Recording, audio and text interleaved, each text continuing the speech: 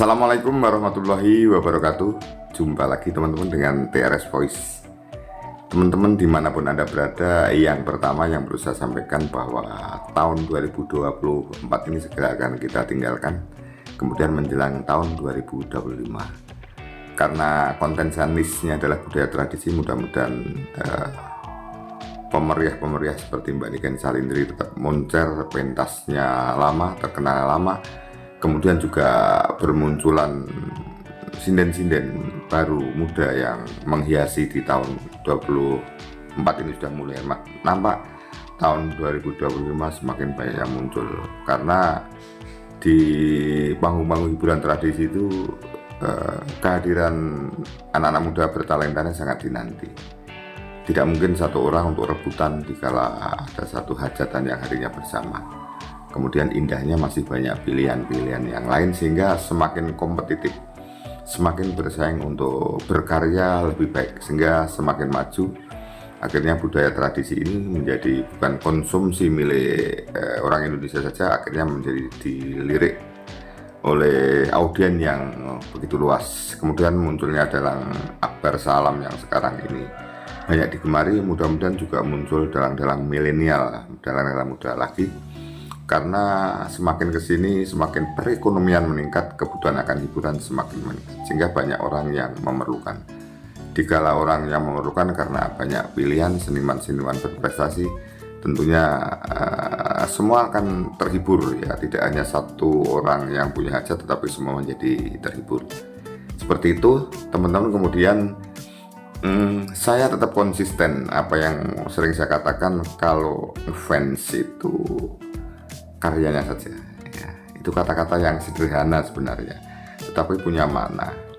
Kenapa kalau ngefans itu hanya ke karyanya saja, tidak ke privat, karena pribadi? Karena yang setelah saya amati itu apa yang muncul di permukaan itu, di panggung-panggung hiburan itu biasanya tidak sama dengan kesehariannya ya, yang kadang-kadang kita elulukan orangnya begini begitu, mungkin tidak seperti itu. Akhirnya kalau kita memframe bahwa yang kita dukung itu karyanya, suatu hari kita tidak akan kecewa ya. Syukur kalau ada yang di panggung dan dalam kenyataan sama seperti itu. Karena bahwa artis seniman itu yang punya talenta itu juga manusia biasa, punya kelemahan-kelemahan yang setiap orang punya gitu loh. Jangan menganggap bahwa seorang artis itu adalah sesuatu yang sangat luar biasa di panggung gitu ya teman-teman ya. Hingga kalau kita sudah memframe seperti itu, akhirnya perbedaan pendapat yang menjadi hiruk pikuk di tahun 2024 ini semakin berkurang. Syukur sudah usai kita tinggalkan. Kita tinggal mendapatkan hiburan ya, enjoy saja semua. Kita saling bercengkrama untuk menikmati hiburan-hiburan tradisi yang sekarang sudah mulai maju. Mudah-mudahan kesenian tradisi ini bukan hanya digemari oleh orang Indonesia saja, yang notabene bisa mencakup penggemar yang lebih luas, dalam arti bisa ke dunia. Dibawakan oleh teman-teman kita, saudara-saudara kita yang ada di luar negeri akan mengabarkan seperti itu. Kalau di dalam panggung hiburan itu ternyata di kolom-kolom komentar itu tidak terjadi hiruk pikuk, artinya bahwa budaya itu betul-betul berbudaya, yang menyajikan juga berbudaya, kemudian penonton-penontonnya juga berbudaya. Karena orang tidak akan tahu seperti apa atau kok terjadi perbedaan pendapat yang seperti ini. Seperti itu ya teman-teman. Kemudian bagi saya tentunya bahwa dari konten kreator adalah satu pilihan, dan tentunya ada kebahagiaan di sini karena saya banyak punya teman ya, banyak saling berdiskusi. Itu akan saya lanjutkan. Kemudian tentunya wacana tahun 2025 nanti seperti apa ya, tentunya saya ingin memberi cakupan yang lebih luas, tetapi caranya bagaimana masih saya pikirkan. Artinya biar tidak jadi satu kebosanan ya, bahwa cakupan yang akan saya laksanakan itu saya pikirkan lebih luas. Tentunya kan dia juga memerlukan satu peralatan yang perlu saya saya siapkan, jadi tidak bisa bim salah bim ya. Dalam satu perjalanan ini saya juga banyak mendapatkan pelajaran dari para netizen ya, siapapun ya, baik yang menanggapi positif terhadap konten saya dan yang menanggapi negatif, itu bagi saya adalah satu pelajaran. Saya renungkan ya, saya harus menjadi orang yang sangat bijak, karena tujuan saya memang untuk menjadi konten kreator itu kalau bisa yang pertama menghibur diri saya sendiri, syukur kalau bisa menghibur orang lain. Kalau ternyata dalam perjalanan ya terjadi perbedaan pendapat, itu adalah satu dinamika yang harus kita sadari.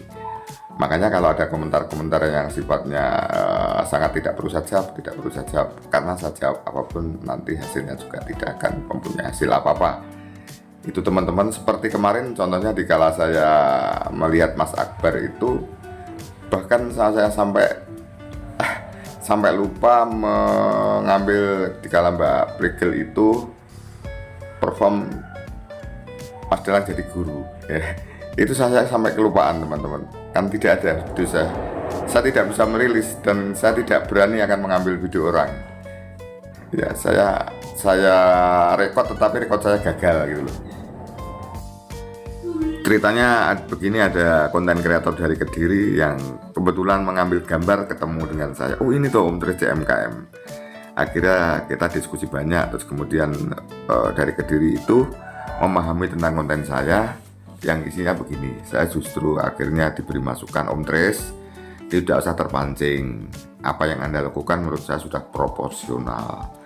Jangan membuat video-video yang di luar jangkauan. Jadi mungkin tekanan kepada Om Tris itu bisa jadi satu jebakan. Kalau Anda ngawur, akhirnya ya berusaha menuruti, akhirnya mengambil video-video orang yang itu rawan, bisa menghapus channel Anda, karena banyak channel yang terhapus teman-teman ya. Terima kasih karena membuat channel itu saya yakin dilihat history channel saya itu sudah hampir 4 tahun teman-teman.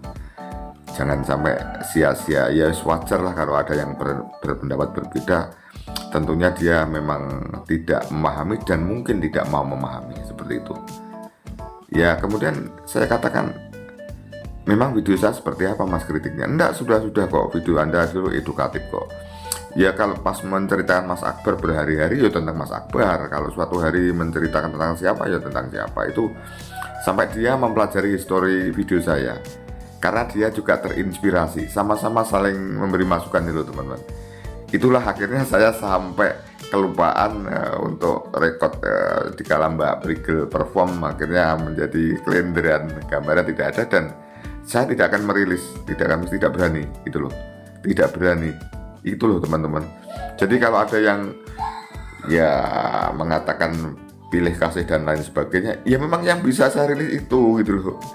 Saya tidak akan berani main-main seperti beberapa teman yang baru mulai berkembang. Nanti kalau kebenet yo sangat susah gitu loh. Masalahnya merintisnya juga perlu waktu lama dan perjuangan. Itu teman-teman ya yang bisa saya sampaikan ya di video saya ini. Terima kasih ya. Wassalamualaikum warahmatullahi wabarakatuh.